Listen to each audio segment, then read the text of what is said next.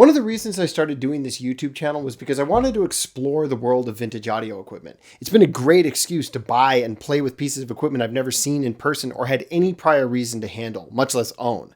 Now, I'm sitting here having been fortunate enough to have messed with all kinds of different things. Turntables, Walkmans, 8-tracks, reel-to-reel machines. And what's cool, at least to me, is how often I'm still surprised by things. Stuff I've never heard of. I'm going to guess that a good portion of you are already familiar with the thing I'm about to show you, but I had never seen something like this.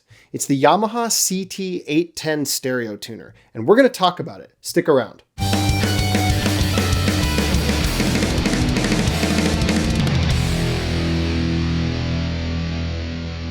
I realize I'm late putting this video out. It's not my fault. My co-host was on vacation.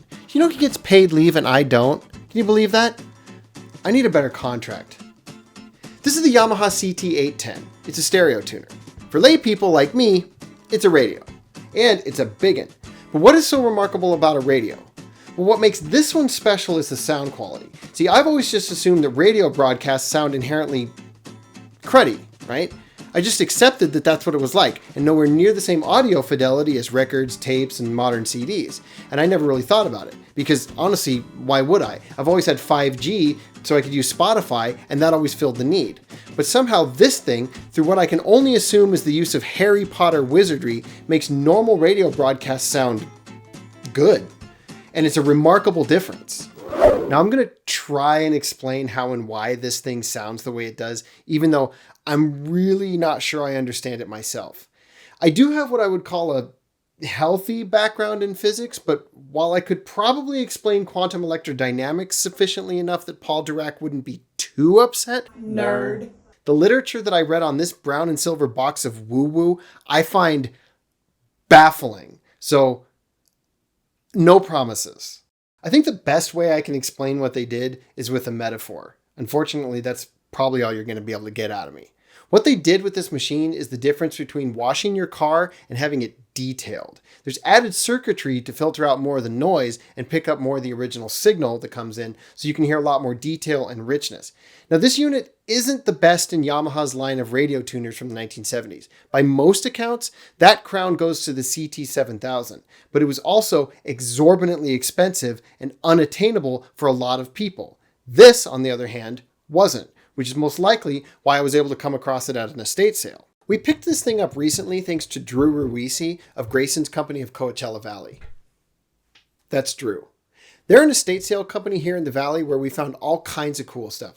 Turntables, amps, cassette players, several different 8-track players, and all kinds of other neat vintage stuff, most of which is in almost perfect shape. This thing still had the original manual, which I always love to get if I can. So let's take a closer look at this beautiful CT-810. This is a brilliant combination of silver and wood veneer. The front features a tuning scale that stretches the length of the face with a soft white backlight on the sliding transparent indicator. The tuning knob is very smooth and satisfying to turn. It feels heavy somehow, but it's also effortless to turn. You have an FM stereo indicator light, which, as you probably guessed, indicates FM stereo broadcast. Below that is the OTS station light. The OTS, or Optimum Tuning System, is a clever bit of kit that basically fine-tunes your signal automatically when you get to a station to get the clearest possible signal. And my lazy ass can get behind anything that makes things easier, so I am all for the OTS. And of course, below that, you have the power light. I think we all know what that does. Next, we come to the two little meters with the soft backlighting. On the left, you have the signal strength/quality meter. That one, according to the manual, has two jobs. It obviously shows the strength of the signals as you're tuning them in, but also, once you've stopped at a station, it shows whether there's interference by wavering.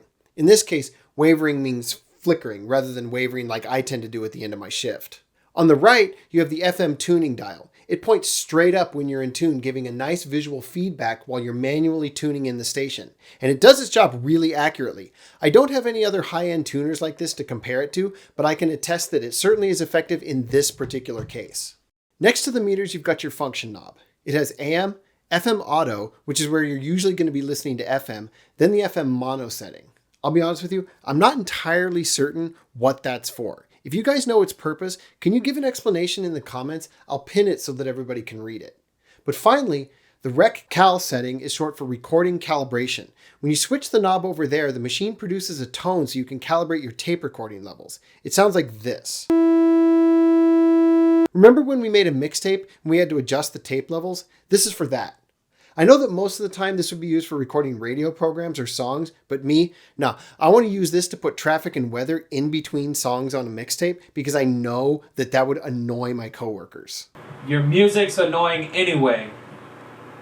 Well, that was uncalled for. Anyway, next you have the FM muting switch. It has 3 settings. At the top is 30 microvolts. That mutes every station except the clearest ones. The 3 microvolt setting also allows stations that are only suitable for mono reception, which I suppose explains the FM mono function setting, but again, you guys can clarify that in the comments. Then you have the off/OTS off setting, which turns off any muting and disables the OTS entirely, allowing everything to come through as is. That's useful for really weak fuzzy signals if you're fine with listening to really weak fuzzy signals, which he totally is.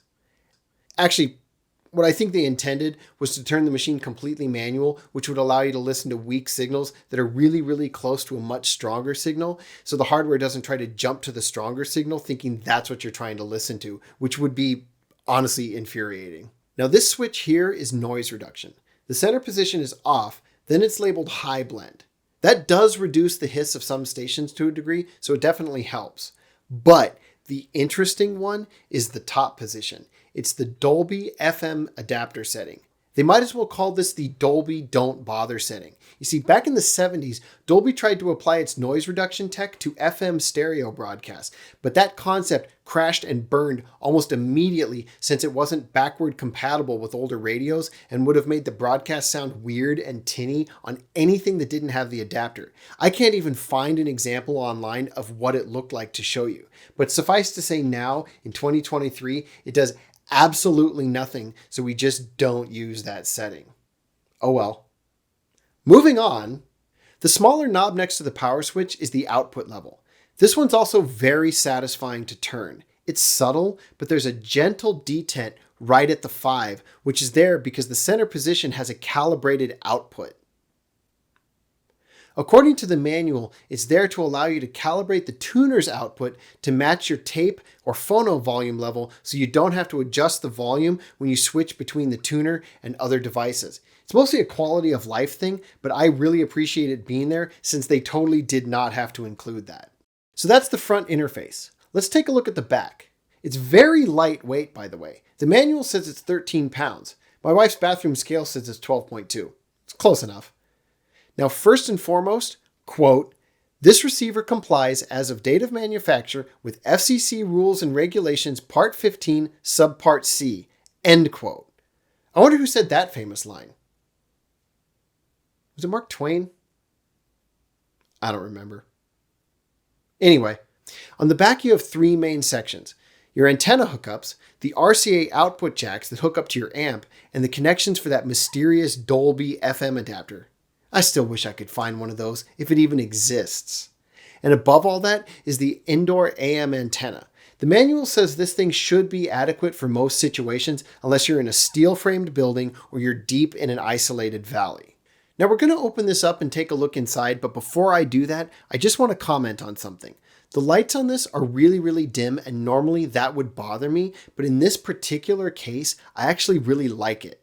It seems like something I would enjoy playing at a low volume while I sleep, and having subtle, soft lighting like this would not keep me awake.